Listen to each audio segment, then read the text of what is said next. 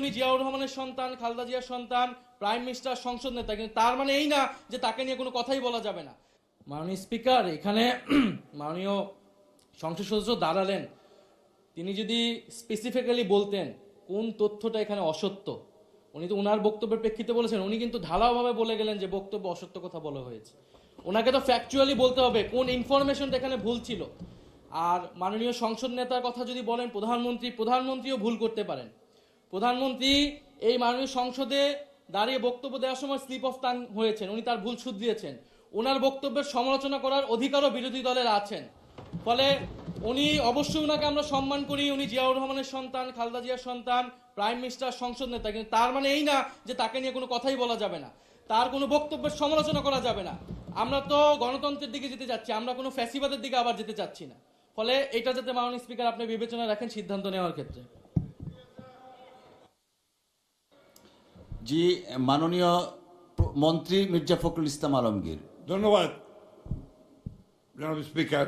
আমাদের মাননীয় ডেপুটি দুঃখিত বিরোধী দলের হুইপ, যে চিফ হুইপ যে কথাটা বললেন, আমার মনে হয় সত্য নয়, সঠিক নয়।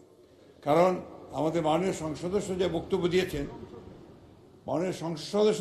দিয়েছেন, বিরোধী দলের, সেই বক্তব্যের মধ্যে তিনি সুনির্দিষ্টভাবেই বলেছেন যে আমাদের সংসদ নেতা, প্রধানমন্ত্রী, তিনি অসত্য বক্তব্য দিয়েছেন।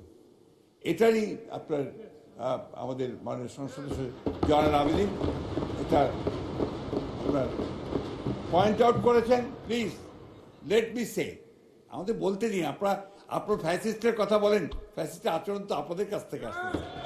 তো you must allow us to speak.